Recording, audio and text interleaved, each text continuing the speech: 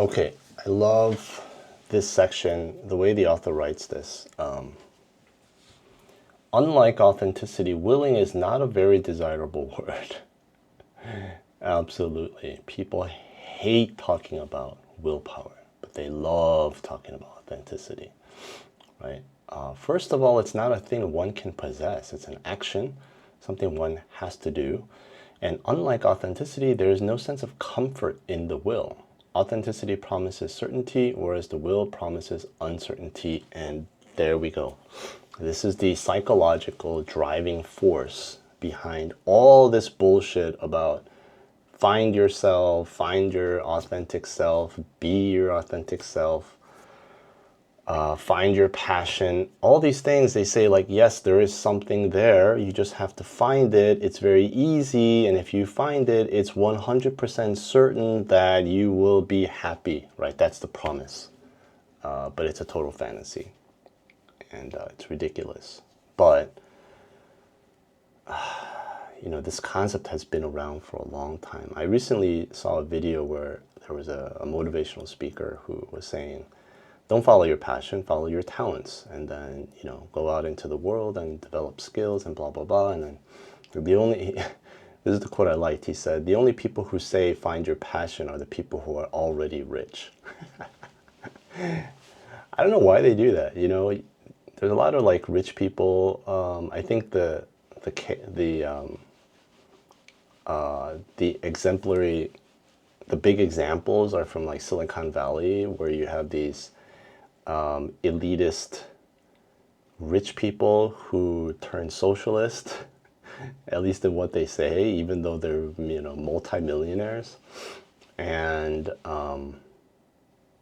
and they say stuff like this, find your passion. And I wonder if they're really thinking about what they're doing, because if they really thought and they were doing this and thought carefully through this whole thing, and they were doing this intentionally, then they're really evil, because they're intentionally trying to keep everybody down. It's like, okay, I'm at the top of the mountain, I've got what I want, and now I don't want anyone to compete with me, so I'm going to feed them a whole bunch of bullshit. And oh, hey, let's do this. Let's tell everyone to find their passion and be their authentic self, so that they'll never become wealthy and challenge us or compete with us. I'm sure there's some part of, I'm sure that's part of it. It's got to be. I think at like an instinctual level, they're doing something like this. That combined with, virtue signaling and all that. Okay, anyway, I digress.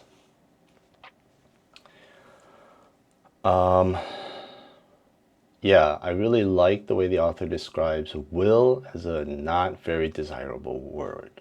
Okay, I still have pangs of guilt when I talk about it, and I shouldn't, but I do, because so much in our culture talks about how willpower and all this stuff is like it's too harsh and it's bad, and there's no compassion in it, and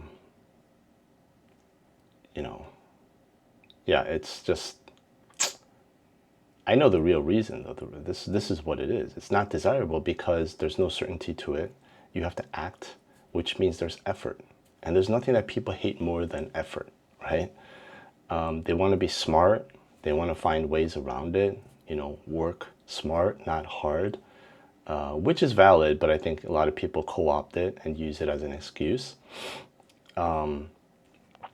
Being your authentic self, right? If you find your passion, it's like a lottery ticket. Once you get it, you're done. You don't have to do anything, and everything in your life will be great for the rest of your life, right? You can stay still, you can be comfortable, and that's what it is, right? People love being comfortable, and so I think there are a lot of well-meaning people out there, and this is why it's hard for me to bash this too much. But because I was one of those where I grew up poor, and I'm looking at the future. I don't know what's out there. I don't know how I'm going to survive and prosper. And I think a lot of people find themselves in that situation, and they're well-meaning, and they are willing to work hard. They're so overwhelmed with the burden of trying to make something out of their lives. And so they kind of latch onto this to find some sense of hope and comfort. And so I understand it. But, if there was, if I was talking to someone, they asked for my advice, what I would say is, don't find yourself. You're going to have to make yourself. And that's not as hard as you think it is. Okay. The way you need to look at it is that you are free to make of yourself what you want. You just have to work for it, and you have to be patient. It takes a lot of time. I think that's doing the right thing for that person. I think telling them find your passion is really leading them down an empty street, right? A dead end. Okay. So let's go to the next slide here. This is great. Like, these are all the characteristics of will, right? Willing is characterized by an inner state of disharmony. Willing is experienced as a felt sense of tension within the body where the mind is at war with itself. Why? Why is it so difficult, and why is there tension? Because if you think about the will, right? The will is all about becoming. Okay? Like Sartre was talking about. You're becoming. You embrace it and you say, okay, I'm going to become something. I'm going to make something. I'm not going to find anything. So I'm going to make something of myself. And what that means is that there are two conditions. There's your current conditions, which you don't like, and then there's the future condition, which you like, right? So those two are at war. I don't like where I'm at. I want to be over there. How the hell am I going to get over there? That's will. Will is going to take you over there.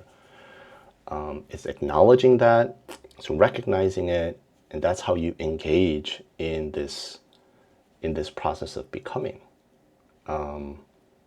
So maybe you're fat now, you want to be slim, and so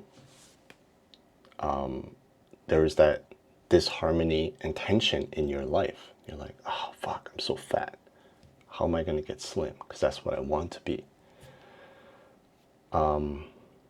And that's a very tough place to be, is to be in that having that tension within yourself, right? And willpower is forcing yourself to change conditions, right? From your current to the one you want to be. And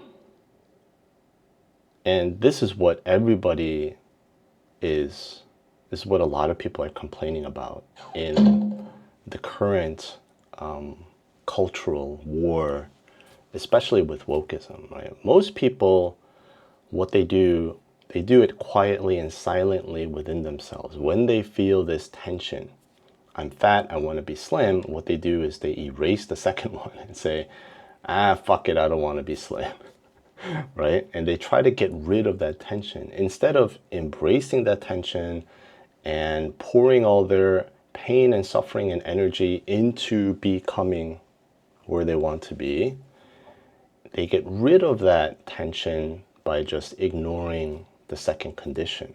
Okay, well, do I really need to be slim? I don't know. Worse still, and this is along with the pedophilia stuff and the I have no problems with LGBTQ whatsoever. But when it involves kids, that's heinous, evil. That's what a lot of horror stories should be about, really.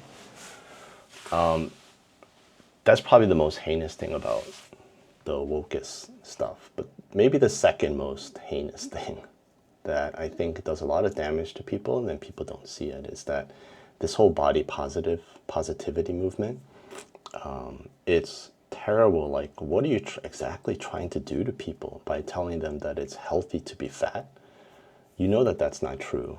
But this is what's behind it. It's completely getting rid of this tension that you feel, so that you can feel completely comfortable, right? And I think that a lot of people on the left, they kind of co-opt these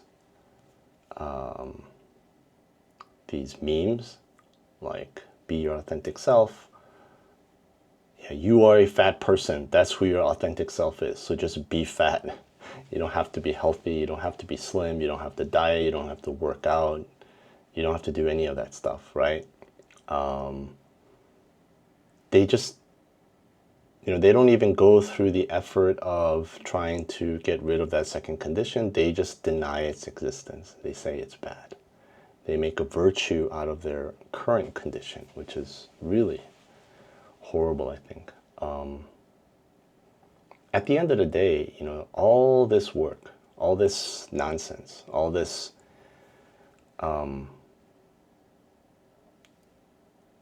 culture that has been created, all of it is really simply about one thing to me. It's about getting rid of that tension. It's about not having to exercise your willpower at all. And, to me, it's just really about feeling comfortable. Let's just feel comfortable. Let's get rid of all the discomfort in our lives. And I think if everybody's honest about it, that's kind of what they do. What I will say is that, I personally think that wokeism is the religious incarnation of the left, whereas Christianity is the religious incarnation of the right. And so this cultural war is being fought. It's turning into a religious war, which always has been very destructive to civilization. On the right, you have Christians who have serious problems. Like if they're fat, you diet, you exercise, you change your lifestyle. But a lot of Christians, what they do? They say, let's pray on it. Let's go to church and let's ask God to take care of it for us. Another way to get rid of that tension. So there are all these different things that people create. And, before we digress too much, I think this meme about being your authentic self, I think that is one of the ways to get rid of this discomfort and disharmony and this conflict that comes with embracing the process of becoming and getting in touch with your will, right?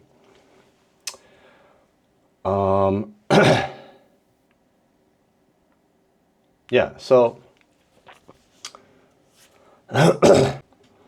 what's required of developing skills is consistency. And the best way to be consistent about something is to develop a routine. That's the way I get comfort out of my life, is to develop a routine. And then I just follow that routine. Well, guess what? A lot of that routine is going to be boring and painful from day to day. That's why we have these memes, especially in the sports world, like embrace the grind. My competition team is called Grind Competition Team, because I know that that's the key to developing skills. When you have a routine and you're being consistent and you continue to practice and you continue to work and you just do this over and over and over and over and over, that's the process of willing something into existence, right? Walking around, going to cafes, journaling and watching videos and trying to find yourself. I think that should be like 5% of your life, and then the other 95% should be developing skills. So all that to say, this is my main point about what I just said, is that you're going to have to become comfortable with being bored, okay? In exchange, you're going to develop skills, and those skills are going to make you successful and happy and give you everything good in life, right? The other thing is that you have to understand, when it comes to making money and being successful, let's say your passion is to be a K-pop superstar. Okay, guess what? If you come up with a hit song, you're gonna have to sing that hit song over and over and over until you want to blow your head off with a magnum. Okay? Success in life comes from giving other people what they want. It doesn't come from getting what you want, right? So, developing skills that are actually useful in the world, that means it's providing value to other people.